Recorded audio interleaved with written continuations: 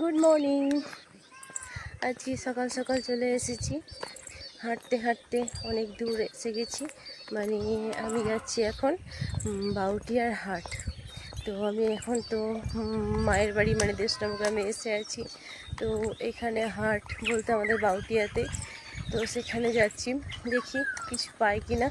আর মাছ কিনে নিয়ে আসবো ভাবছি, আর সবজি টবজি যদি কিছু পাই।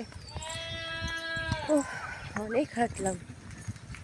গ্রামের পরিবেশ দেখুন কত সুন্দর, আর বৃষ্টি হয়েছে, খুব ভালো লাগছে। মানে পুরো হেঁটে হেঁটে এলাম, তো মানে কি বলবো, খুব ভালো লাগছিল। এই দেখুন, এই দেখুন তেঁতুল গাছ।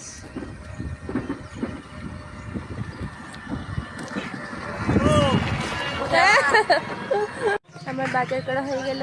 এই যে দেখুন নিয়ে নিলাম। এই দেখুন হাট, এটা বাউটিয়ার হাট। চলুন এবার বাড়ি যাওয়া যাক।